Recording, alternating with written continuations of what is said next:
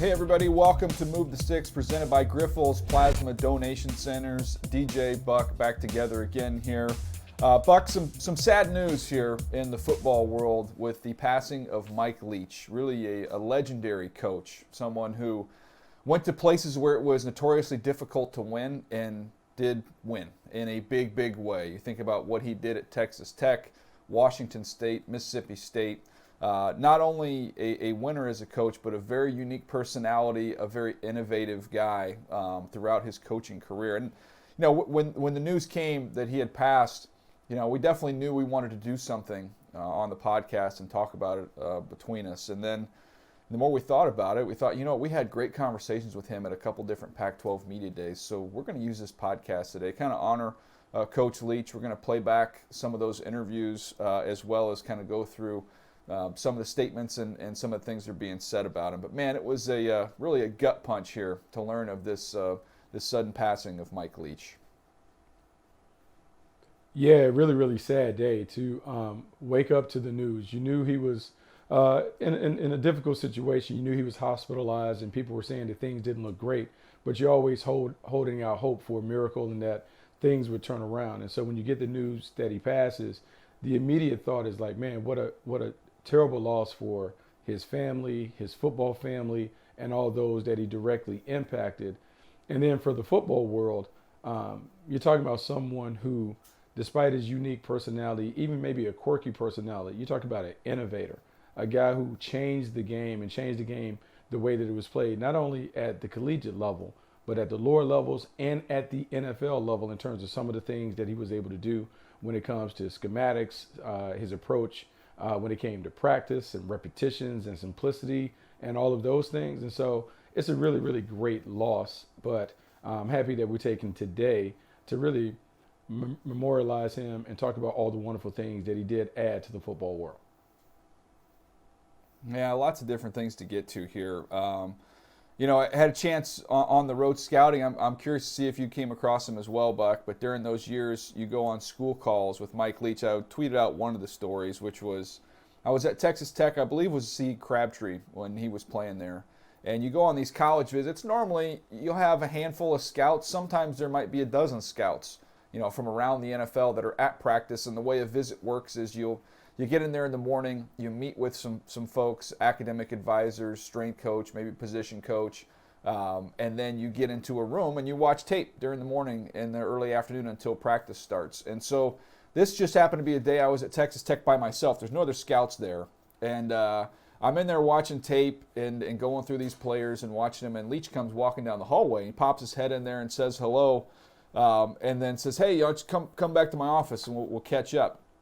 I mean, I'm a young scout, and so anytime you can get head coach time one-on-one, this is great because when you're in a group of scouts, usually the information you get is going to be a little bit watered down. It's about developing those relationships where you can have one-on-one time where you can get kind of the real scoop on these kids. So I'm like, oh, man, I'm going to get great information. It's just me and the head coach going to sit in the office. We sat in there for about 40 minutes, and I think we talked about Key West. I'm pretty sure there was, because there was like some type of pirate paraphernalia in the room. We got talking about the pirate thing, and then he talked about my background, and we talked a little bit about having played against him when he was the offensive coordinator and the quarterback coach at Kentucky, and while I was playing at Northeast Louisiana, now Louisiana Monroe. We talked a little bit about that. But honestly, Buck, over 40 minutes, we didn't mention one player. We didn't talk about any background on any of his guys. So it was not at all what I expected. But man, he was a one of one, as everybody has said, a very unique personality. And those practices, when you'd go out there to practices, I had never seen that before. I don't know about you, but when the wideouts never cross the side of the field. So if you're doing pat and goes, which every team does when you're warming up and you're just throwing fades and go balls, usually you go through one line, you come across to the other side, and then you catch them over both shoulders. He didn't do that. You were a right slot receiver, right outside receiver. You were a left slot receiver, left outside receiver, and every ball you caught in practice was over the same shoulder. It was one of the innovations he brought to the game. Yeah, one of the innovations, and I want to build upon that because my story kind of relates to the innovations when it comes to practicing and even coaching. And so, DJ, you outlined pat and go and how he had his receivers line up right and left, and they didn't work on both sides. I came from a system where we played both sides and you ran routes on both sides. But what he talked about and what he taught his people, simplicity and repetition. And he talked about execution mattered more than trickery. And so what you want to do is you want to have your guys run as many reps doing the things that they're going to be asked to do in games so they can get great at it. It is very similar to the old Bruce Lee quote, hey, I worry not about the guy who does 10,000 kicks one time. I worry about the guy who does one kick 10,000 times, because it's the master of repetition that leads to the mastery of craft, which allows you to have a lot of success. But I took that, but then DJ, at the Pac-12 Media Days back in 2019, we had been tipped off because we went to see, we had talked to Lincoln Riley while he was at Oklahoma, and I talked to him about, hey man, I see you putting up all these points, but when I look at your call sheet, it looks like this index card. It's very small. How are you putting 50 burgers up on people with this little call sheet? And he said, it's something that I learned from Mike Leach. And so that summer we had an opportunity to sit down with Mike Leach, and he was so gracious with his time, but also with his insight. DJ, he sat me down, and I had just taken a head job at Granada Hills Charter. And he said, here's how you lay it out so you can call it literally on an index card. Yeah, I'll tell you what, man. Really, really a sad day. Sad that we won't have more of Mike Leach. He had so much to give, so much to offer, not only in terms of the game of football, but I think just the way he related to life and made everything simple and brought his own mix of humor as well. So, unfortunately, it's a sad day, Buck. But man, we are left with so many amazing memories and stories, which I'm sure are going to fill up the rest of this week and many thereafter. What an incredible life lived by Mike Leach.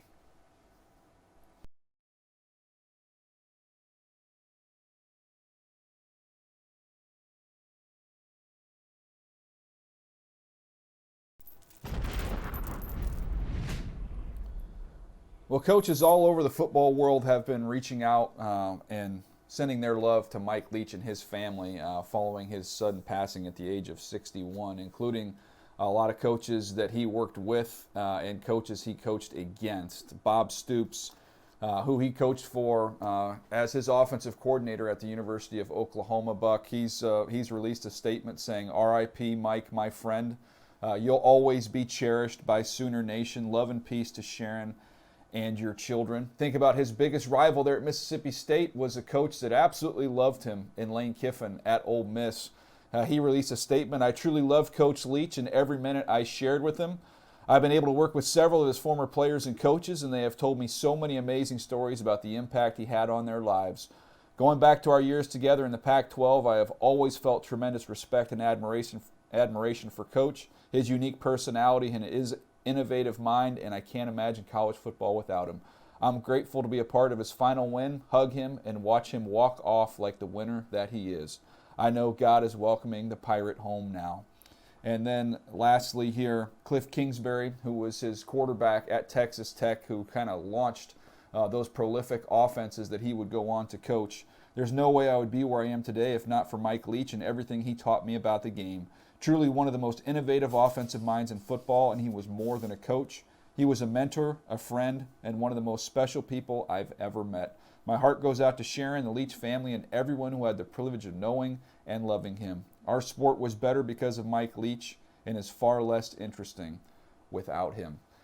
Well, we talked about it at the top. We've had a chance to have a couple great conversations with Coach Leach, and I figure let's get right to that right now, Buck. You referenced it. This is our conversation in 2018 at Pac-12 Media Day with then Washington State head coach Mike Leach. All right, Buck, joined by Washington State head coach Mike Leach, and we had a great conversation with Coach last year talking about what you look for in quarterbacks when you're recruiting. Coach, I'd love to hit you and kind of take that to the next level now from a scouting standpoint. What about the development? So a quarterback gets on campus with you. Is there a standard development plan you have for everybody, or is it more catered individually? I'd say both. I mean, you're always looking for what the guy needs or what'll elevate him the best. And sometimes somebody's got a weakness or something, so you might really focus on that. But overall, I think, first of all, you get the delivery down as good as you can. And I'm not one of those guys that, it's like people that start messing with somebody's swing in baseball or their batting stance, and pretty soon you take a guy that's pretty good and make him awful. But no, there's a few things I want. I want the ball up, and I want it to come off the hand quick, and I don't want any of that delayed reaction stuff. And then you try to get the feet right, but and typically problems are footwork. So you start out emphasizing that right away. And footwork's generally the most important thing. Like if you have errant balls, and then so you get that. Then after that, in our case, really it's the film. So then you start working on the film, and as you go through day after day, I mean, the scheme's going to kind of take care of itself, but you want them to see things quickly. I mean, we're constantly, and it's almost redundant. If there was an outsider, it'd probably drive them crazy. I mean, you come in, you watch the film, and then you and the quarterback are kind of finishing each other's sentences. It's like, okay, what'd you see here? Well, I saw this. Okay, why'd you throw it here? It might be a great play, but you just want to know why. What went through your head? So you're trying to organize the mental process of how you're arriving at what you're arriving at, and making sure that you're on the same page and it matches the scheme. And then pretty early, and I mean real early, we'll talk about checks. What would you have checked here? Or why'd you stay with this play? Okay, why did you get out of this play? So that they're constantly looking at kind of the leverage and the numbers so they can react to stuff. And then we don't, we're not a group that scripts like when we go against a defense. I mean, if we're not getting a look or something, we might, or if we need a look. But it's not like, okay, we have to know what plays you're blitzing on when you blitz. I mean, we want to learn it from our guys rather than out in the streets, And so react to it. We want our offense constantly developing the ability to react to it. Just to follow that real quick. So the word that stood out to me there was just quickness. You talk about kind of having a quick mind. You talk about having a quick delivery, and then the footwork, the quick feet. So is that really an emphasis? Even when you're going through the recruiting process, you're wanting to figure out, can a guy operate quickly? Yeah, can he make, does he make good, solid, quick decisions? And you want the whole unit to be quick, so it kind of relies on everybody, but the quarterback leads that too. And thinking about your scheme, a lot of times we hear coaches talk about you find out what your quarterback does really well, you emphasize those things and do it over and over again. Are you in that school of thought where you try and figure out what your quarterback can do really well, then you kind of tweak your system to fit his game? A little bit. Like there'll be plays. I've had plays that have been in our package for a long time, and you'll have this quarterback say you won't run it at all. I won't name any names. But I had a couple quarterbacks with weak arms and some deep out stuff. All of a sudden we quit running that. then way back, you got a guy like Tim Couch with a real strong arm, or B.J. Simmons had a real strong arm. Now you throw it a lot, and then I've had a couple guys with just incredible touch. Where the more air they have on the ball, the better. So you try to get them into fades and corners where they can just put, these big drooping, and they can just drop it right where they want to. You try to do that. And then, and it kind of reveals itself because as you're checking, as you put it on them to check, pretty quick, it's like, all right, what are they checking to? Mm-hmm. And then you're saying, and I might prefer this play over that play, but you're saying, well, screw it. I mean, this guy keeps checking to this, and they'll keep doing it anyway. And then the other thing, if you get on them too much, it's like, it's like telling your daughter you hate her boyfriend. I mean, do they love him that much more? Oh yeah, yeah. Well, then they're going to check that play just a couple extra times just to let you know. So I mean, the better thought is to embrace that play and feed him situations where he can get into it, and it's a good idea. And you say, that one play, why didn't you run that here? And then the backside of that one play you like. Yeah, if you ran that in the backside, boy, that would have been awesome. And then but there is a certain amount of that because with them going quick, they'll get up there, they'll get in a rhythm, there's just stuff that they like, How do you go faster? I mean, you guys are already go so fast, but you're always trying to improve in every area. I would imagine you're still trying to figure out methods and ways you can even go faster. We're not as fast as some. We've always had that reputation because we never changed. Like back when nobody was fast, we were always quick but not hurrying, kind of like the Buffalo Bills. If you remember with Jim Kelly. Bucky played there. Yeah, well, that was kind of our thing, just be nobody's racing around, but just be okay, no huddle, but everybody turns and looks. Oh yeah, we're doing that. Oh yeah, we're doing it. And so getting up there quick and we can speed it up if it's like a 2-minute drill, but then we discovered that our drives, depending on honestly the offense or the quarterback, our touchdown drives, even if they're a long way, tend to average somewhere around 2 minutes and 20 seconds. So you're already pretty close. You don't have to speed up right that there. much. Yes. But of course you do have the ability to speed up if you want to. The most important thing to speed up is alignment. Get the linemen up there. The linemen already know where they're going to be. Get the linemen up there. I love that. So it's funny because DJ brings up the K-gun thing. I was surprised and amazed when I went up to Buffalo how simple the offense was. The offense was basically like a high school offense run with Hall of Fame players doing the stuff. So there's a trend, and I hear more coaches talk about keep it simple so your players can play fast. Do you believe in kind of keeping things simple so your guys can master it and know it and play as fast as they can? Oh, yeah, no question. Anything that you do, because you can put all the clever things on the board. And some of them will be outright brilliant things, providing everybody's perfect, and in a split second they're able to execute, the 15 important steps of running this particular pass route. If you got 15 steps, you better cut about 14 of those off, because wherever the point of attack is, you're only as good as the slowest, dumbest player, and is the most important block by the backside receiver? Well, but probably not. If that guy's not totally on the same page, you're probably okay.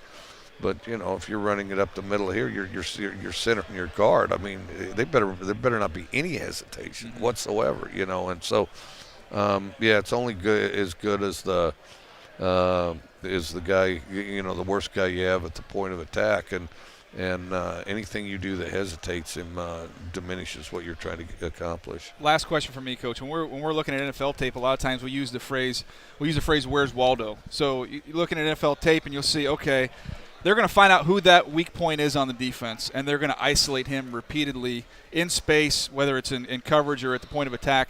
They find that Waldo. When you're breaking down an opponent, is there anything similar to that where you're trying to say, okay, this is the dude we're going to go after here? Yeah, there's some of that. There's some of that. We tend to do it, more scheme-wise, like as in these type of plays give them a bad time, and that's because of a Waldo or two in the mix there.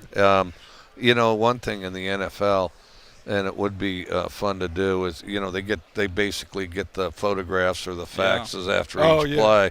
Oh yeah, you can literally circle the guy on that deal. You can go up to the quarterback. You put a target on him. Hey, that guy, no, him right there. There he is, right there. And then if the guy in the speaker in the headset, you'll say, "Remember that guy right there? No, the other one." So it's funny that you bring that up because everyone is studying somebody.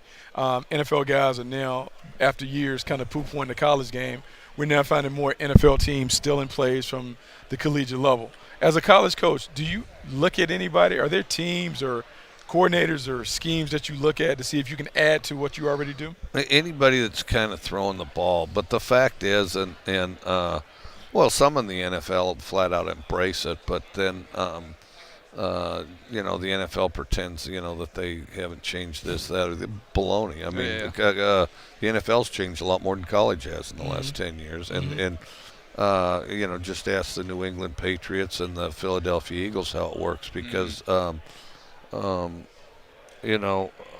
thousand yards of offense in that Super Bowl. I've got film from Iowa Wesleyan College that looks eerily similar to the Philadelphia Eagles and the New England Patriots, and now they're filmed back when they had different coaches in, of course, but doesn't look anything like that Iowa Wesleyan film. I can tell you that right now. Well, we've used up all our time here, Coach. We thank you so much. It's one of our favorite visits of the year. Get a chance to talk shop with you. Wish you the best of luck in the season ahead. Well, I appreciate it. It's great to see you guys. Thanks, Coach.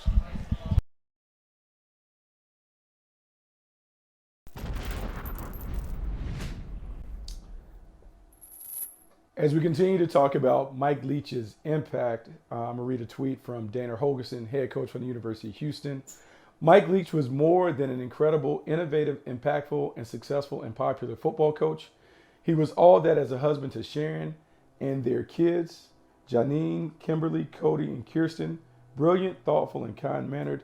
He taught me so much in so many different ways. Rest in peace, Coach. Now we're going to turn and toss to a little conversation that we had the following year, 2019 Pac-12 Media Days, when Mike Leach was still at Washington State doing his thing with the Cougars. The coach is as one of the founding fathers of the air raid system. A lot of times we hear people go visit, coaches go visit other schemes to try and figure out what they can learn. But you've been so entrenched in your scheme and your philosophy with the simplicity and the repetition. Why does the simplicity and the repetition help your team consistently achieve on offense? Well, I think that's what everybody on offense is trying to get accomplished is simplicity, and then but the hardest thing is to make up your mind and settle on what you're going to do, and making those choices is hard because there's good football plays all over. I mean, everywhere's got good football plays. We can go to a junior high and there'll be some play there where we're just going, oh, that's awesome, we should run that, and everybody's got that's awesome, we should run that, and so I think the hardest thing is to figure out what you're not going to run, and it's got to be a manageable package, and it's got to fit your players to a point, or at least be a flexible enough package that you can adjust it around, a variety of players and things like that. And, and the other thing is I think there's a difference between a pile of plays or a stack of plays in an offense. An offense is something that one play complements the next, that there's a reason that it's there. There's a specific part of the field you expect to be able to attack as a result of having that play in there. And then also if if the defense tries to stump you or comes up with something, okay, we're running this. All right, we're going to run that. We're running that. Okay, we're going to run that. And so it should be diverse enough that it provides answers for all that while being small enough that you can rep it and really develop your skills at it. But making those choices is one of the most difficult things. We'll game plan and we'll have all the plays on the board, and then we spend the next 3 hours arguing about what we're not going to run. How do you make the decision to cut? What leads you to make the cuts? That's hard. I mean, it's just hard. We've got a limit on how many we're going to go into a game with.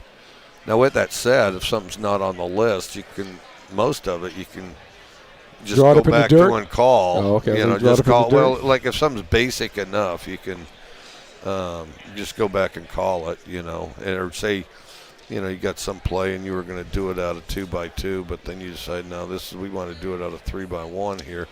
Well, you just break out 3x1 and off you go, Coach, what is the phrase we hear a lot about offense, and it's a catchphrase. I've heard it about your offense for a long time. We're hearing it more and more.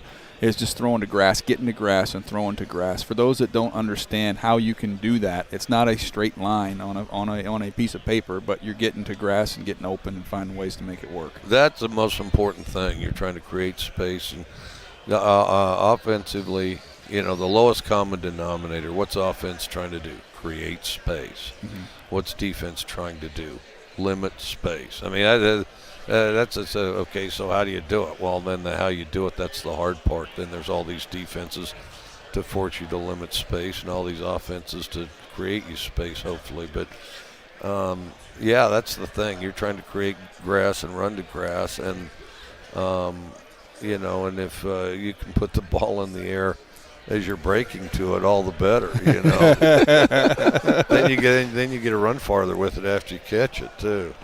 Coach, you've coached some great quarterbacks. Some of those quarterbacks have gone on to be coaches, and the common thing they talk about is you've done a great job of eliminating all the verbiage, like trying to make it really simple for the quarterback to kind of think and process.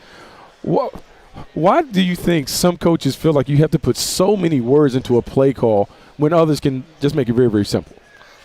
I think sometimes that everybody's been one place to the next place to the next place. Everybody's had a variety of jobs, and then I think that sometimes as new staffs get together, well, we called it this, we called it that, and pretty soon that list gets longer, and you'll see some of these NFL playbooks, they just get bigger and bigger and bigger, and then and I think it's people trying to commingle good ideas, sometimes effectively, sometimes not.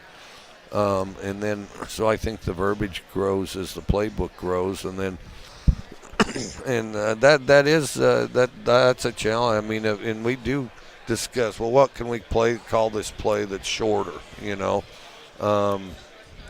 had like, a long play call would be, and actually the signal's pretty short, but. Something like a bluesy move 92 PCP double wheel. Well, yeah, they got to shorten that.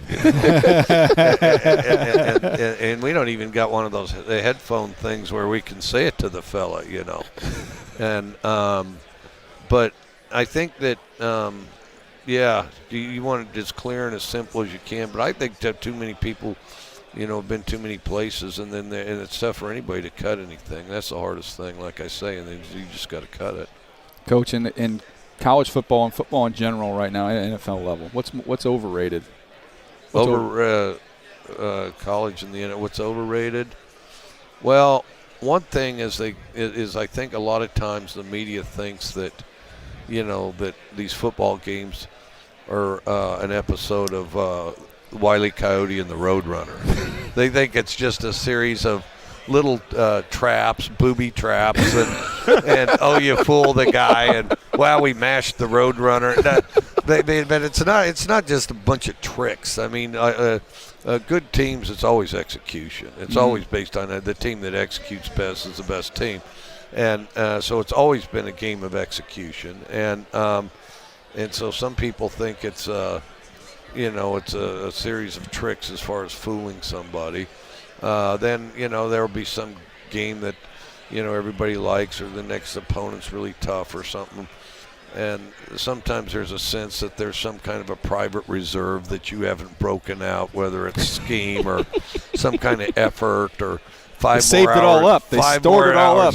Yeah. We're going to risk losing these games because we're going to have this little storage, and we're going to go half-assed until we're going to break it open for this game. I want to ask you two high school questions here. We're always looking in the scouting process. A lot of these guys have played multiple sports, more so than haven't. Have you ever, in the process of recruiting somebody, had the deciding factor being seeing them on a basketball court or maybe seeing them on a baseball field? Or is there another sport you saw somebody do something, maybe it was wrestling, and said, okay, I want this guy based off a sport other than football? Yeah, I would say so. Generally what it does it kind of enhances your opinion of them. But, great basketball, quick first step, really good quickness. I mean, that can. Wrestlers always have a good sense of leverage and center of gravity. I'll tell you what I've had good luck with, and there's not a ton of them. But like Wes Welker was all-state soccer. I had a linebacker that played soccer. I had an offensive lineman who actually years ago played for the Cardinals.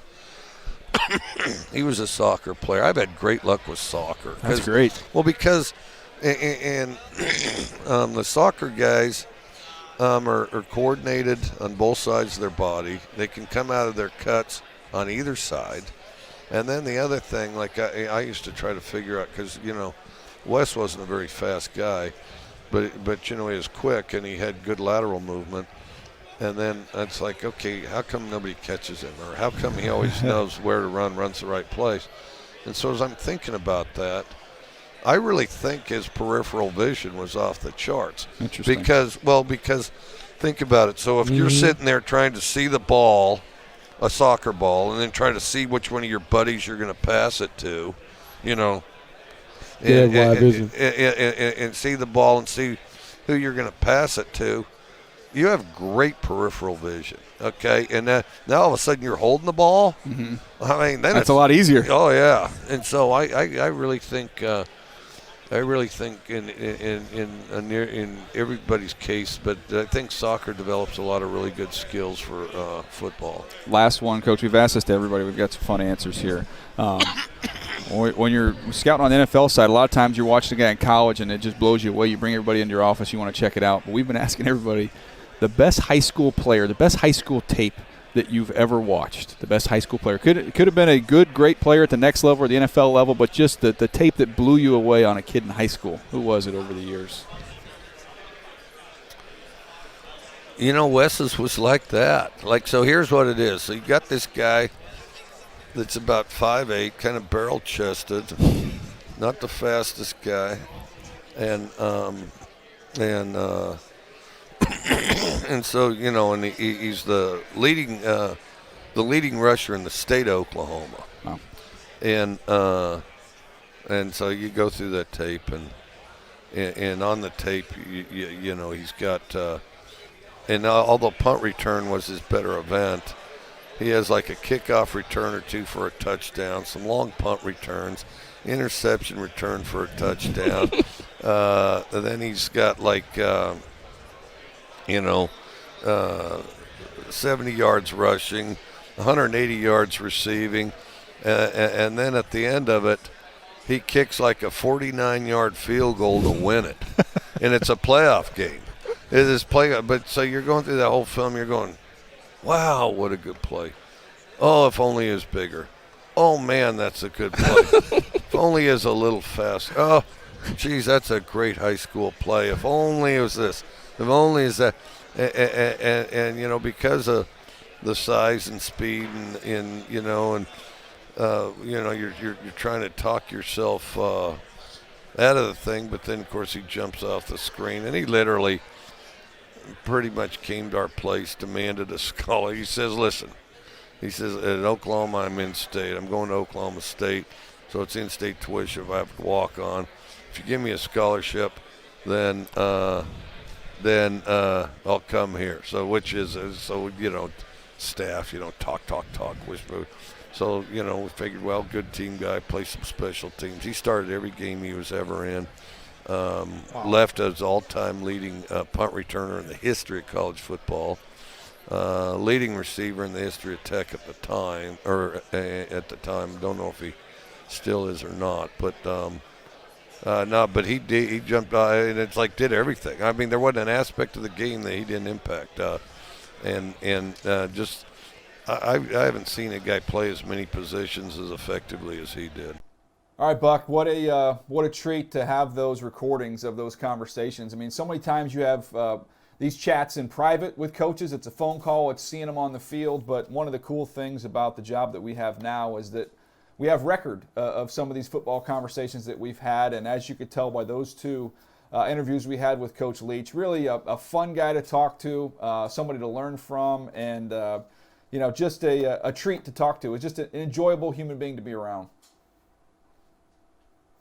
Yeah, outstanding person to be around. And we talked about it, DJ. We talked about the personal stories that we each had in crossing this path. And we've talked about the larger impact that he's had on the football community with his innovation, the things that he was able to do with the air raid and some of the practice habits and tactics that he used to help his teams play at a high level. But I think everyone is really just going to miss the man. You talk about a big, outsized personality. You just don't come across people like that who are so I would say worldly, touch on so many different things outside of the sport, to bring that all into the sport and really appreciate all the things and the many different sides of Mike Leach. I think that's what we're all going to miss. And look, it's a sad day. It's a sad day because the football world lost a great man. Yeah, it's a sad day for sure, but hopefully this podcast today and this show today has been a celebration of one of the more unique individuals in the history of this great sport that we love. So I wanted to be able to really kind of use this entire episode, Buck. We had got together and talked about this. We thought it made the most sense. We have plenty of other things we can get to. We have another podcast coming later this week. We can dig back into the NFL and some of these college prospects as we head towards the college football playoff. But today we wanted to celebrate Coach Leach. I hope you guys have enjoyed it as much as we have, taken a little trip down memory lane there to honor one of the great coaches in football history. So hope you guys have enjoyed that. We'll catch you next time right here on Move the Six, presented by Grifols Plasma Donation Centers.